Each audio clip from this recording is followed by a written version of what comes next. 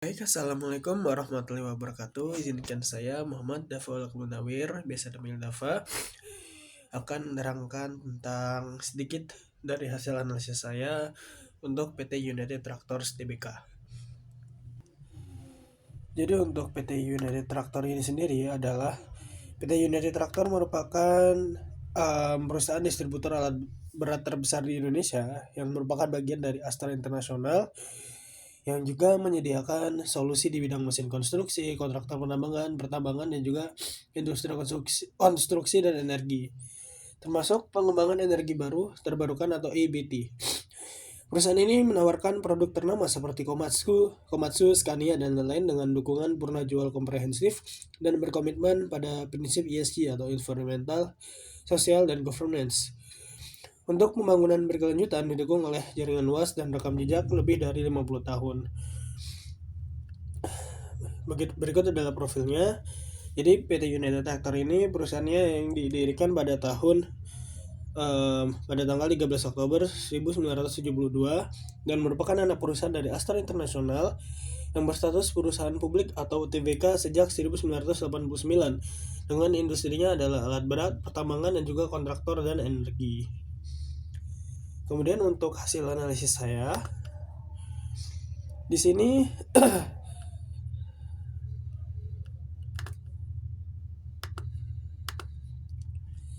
di bagian financial summary-nya ketika saya analisis kembali semenjak tahun 2020 perusahaan mengalami kenaikan revenue dan juga kenaikan profit yang cukup signifikan meskipun pada tahun 2023 mengalami penurunan yang meskipun tidak terlalu drastis tapi berdampak.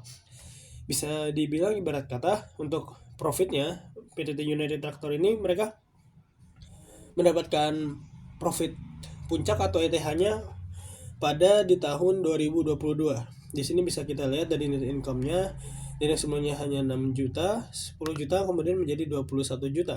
Namun pada saat tahun 2023 turun menjadi 20 juta dan kemudian 19 juta di tahun 2024. Untuk asetnya, perusahaan kemungkinan besar daripada seluruh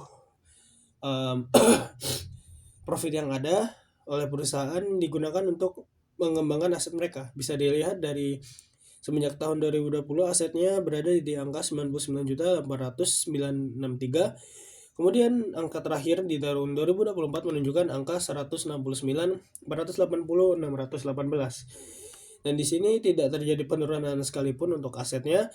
Begitu juga dengan liabilitasnya.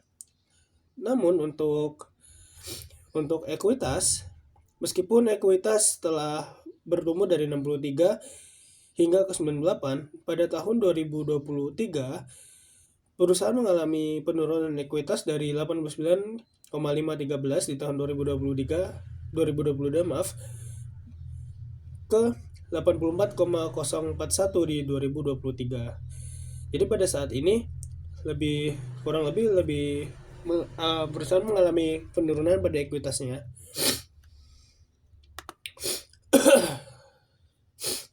Kemudian untuk profit and loss-nya seperti yang di awal tadi, perusahaan mengalami mengalami puncak atau ETH profit pada tahun 2022. Namun pada tahun 2023 dan 2024 perusahaan mulai mengalami penurunan performa pada profitabilitasnya. Kemudian pada balance sheet-nya tadi sudah dijelaskan juga kalau untuk kurang lebih beberapa bagiannya sudah naik. Untuk kayak liabilitas, ekuitas, dan juga asetnya.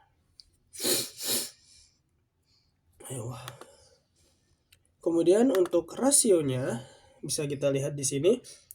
Untuk rasio perusahaan dari current rasionya, untuk di rasio likuiditasnya, perusahaan sebenarnya menunjukkan titik yang baik atau bahkan sangat baik dari tahun 2020 ke tahun 2023. Karena di sini bisa kita lihat untuk quick ratio dan juga untuk cash ratio-nya.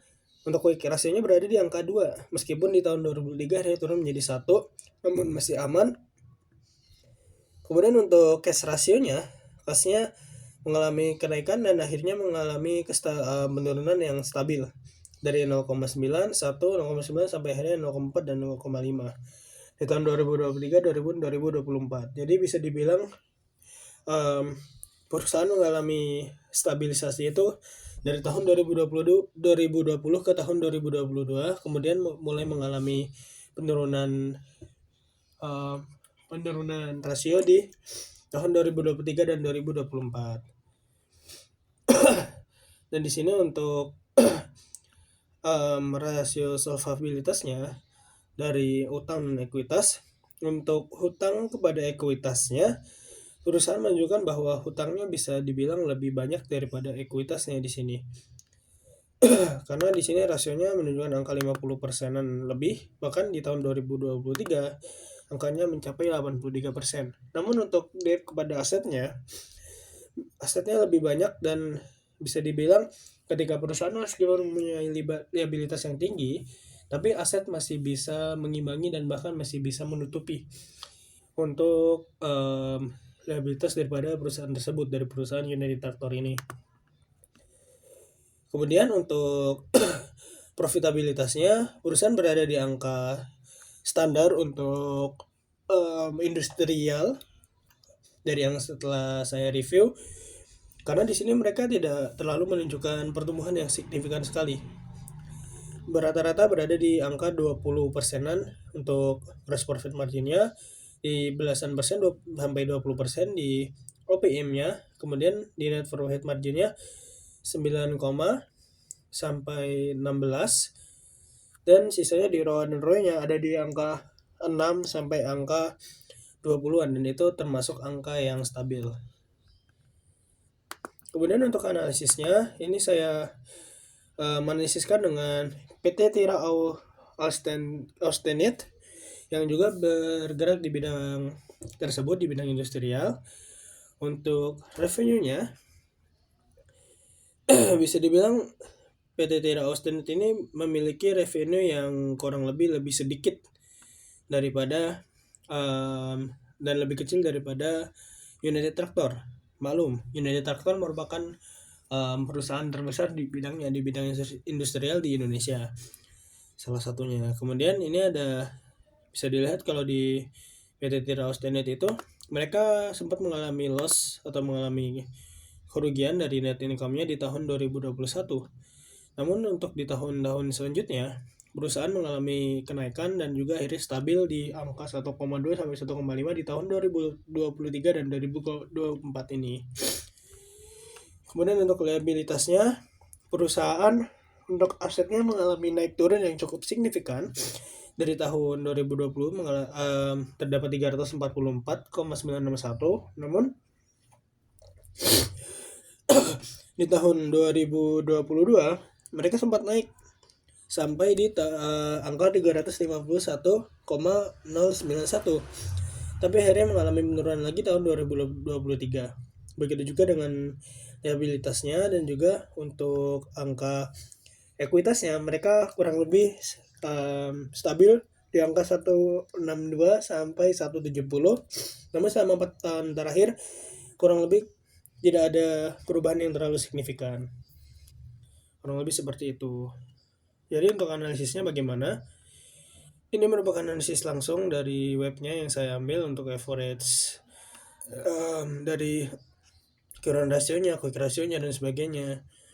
Bisa dilihat kalau untuk performa perusahaan, United Tractor bisa dibilang lebih unggul daripada PT Tira Austenit ini, karena memang untuk kapabilitasnya dan juga aset dan sebagainya, PT United Tractor lebih unggul daripada PT Tira Austenit. Kurang lebih seperti itu.